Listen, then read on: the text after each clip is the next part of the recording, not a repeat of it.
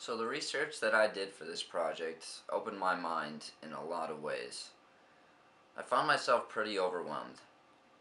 I read so many stories, horror stories really, of teachers who had to work second jobs because the school couldn't pay them enough, or of programs being cut and children dropping out of school because of it, and all sorts of examples like that. And these examples became pretty obvious to me, and it became pretty obvious what happens when schools don't have money. So I didn't focus as much of my research on the effects of a lack of funding. Instead, I really focused my research on what can we do to get these schools funded properly, and why are they not funded properly.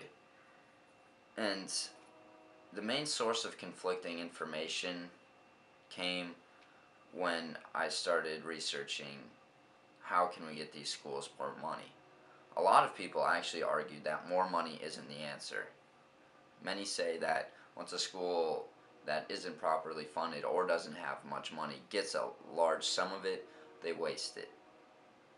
So I dove more into this, and many of the issues came up because people were saying that more money doesn't necessarily improve test scores, but a lot of evidence showed that more money does improve a student's well-being.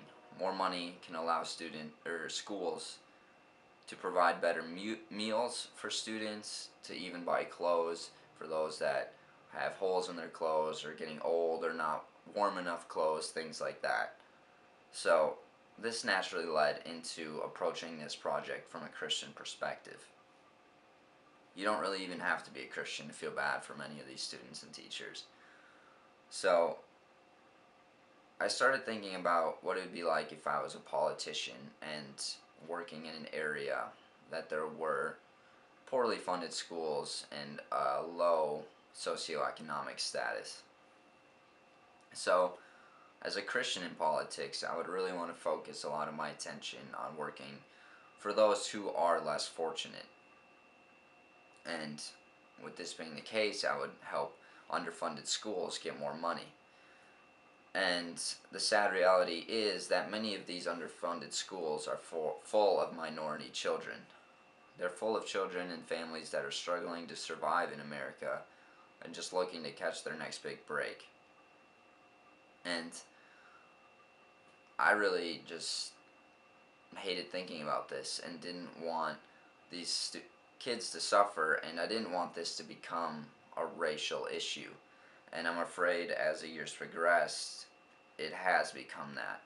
And minorities are more upset about the poorly funded schools because they think white people are taking advantage of them and things like that. And this shouldn't be the case.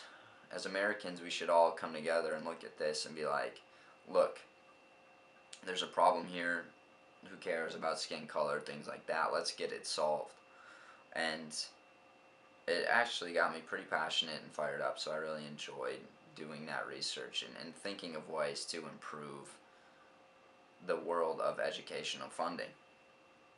And the objectives 1, 4, and 5 of how important individuals are and the importance of teachers were really easy to find throughout my research. And teachers in these poorly funded schools have such a difficult job.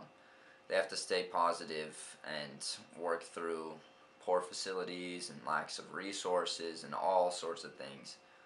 But there's no one more important in the world than these types of teachers, and those that can keep the attitude and still inspire students are really special people. So I don't know, I think education is something that in America we have as a right, and I think all schools need to be great. And this project really helped me think of ways to make these schools great and get funding for these schools. And I really appreciated the opportunity to do that research, and potentially maybe down the road some way start putting some of my ideas into action.